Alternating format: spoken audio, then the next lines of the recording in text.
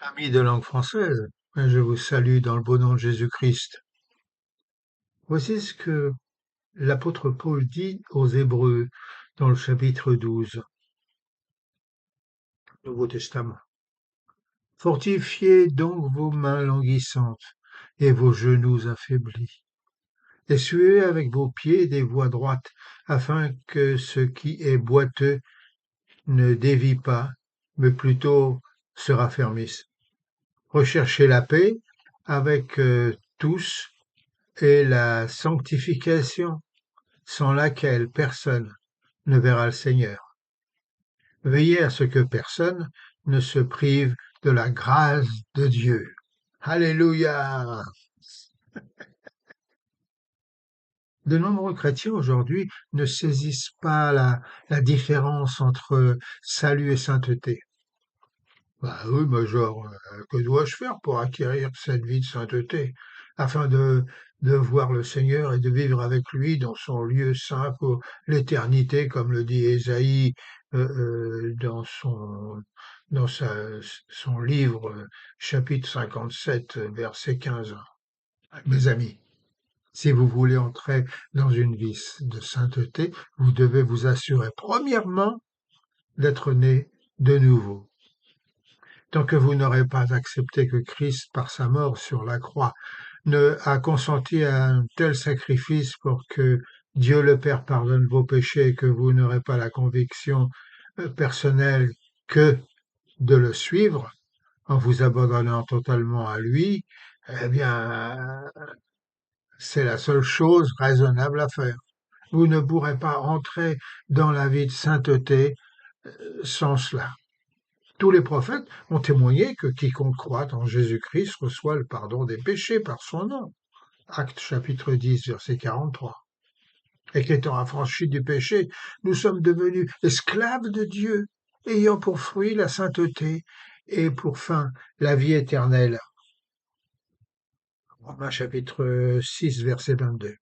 Alors, c'est tout simple. D'abord, le pardon et le salut, et puis la sainteté. C'est fondamental. Avant d'avoir la vie abondante, il faut avoir la vie. Avant que le grain devienne le fruit, il faut qu'il ait une racine. Prête à s'élancer, la voiture électrique devra recevoir l'électricité. Vous ne pouvez pas bâtir votre vie chrétienne sur le sable des sentiments et de l'autosatisfaction. Vous devez bâtir votre vie spirituelle sur le roc, sur Christ crucifié, le fondement sûr et certain. Il vous faut naître de nouveau. Et ensuite, nous devons confesser chaque péché. Car si nous confessons nos péchés, il est fidèle et juste de nous pardonner et de nous purifier de toute injustice. 1 Jean chapitre 1 verset 9. Si nous aimons encore un péché, alors nous devons prier, ô Dieu, aide-moi à haïr le péché que j'aime avant de devenir saint. Saint Augustin, quant à lui, priait, ô Dieu, rends-moi pur, mais pas tout de suite. Et cela, voyez-vous, n'était pas une véritable confession de commettre le péché.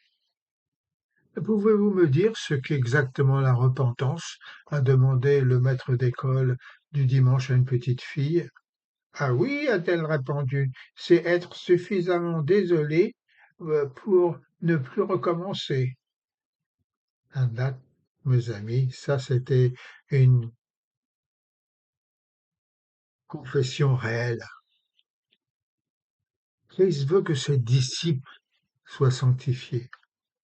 Avant qu'il n'aille au combat, il voulait que ses disciples soient remplis du Saint-Esprit.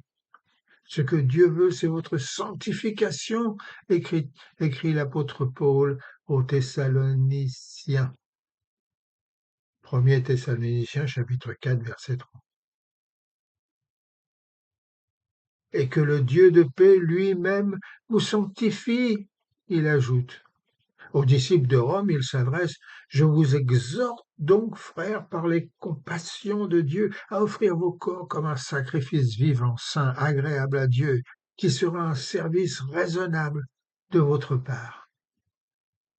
Et l'apôtre Pierre, quant à lui, ajoute, mais puisque celui qui t'a appelé est saint, toi aussi sois saint. Dans toute ta conduite, comme il est écrit, tu seras saint, car je suis saint. Voilà pourquoi nous chantons, euh, en tous les cas à l'armée du salut, mais j'en suis sûr dans d'autres églises aussi, j'ai faim, j'ai soif de la vie éternelle, soif de pardon et soif de sainteté. Réponds Seigneur à ma voix qui t'appelle, oh redis-moi que tu m'as racheté. Alors, fortifiez donc vos mains languissantes et vos genoux affaiblis. Relevez la tête et venez à lui. Lui seul peut vous aider à découvrir la sainteté. Et dites-lui tout simplement, je voudrais à ton image croître dans la sainteté et recevoir en partage le don de la charité. Pour cela, remplis mon âme de ta grâce, ô Jésus-Christ, qu'elle brûle de ta flamme sous l'action du Saint-Esprit.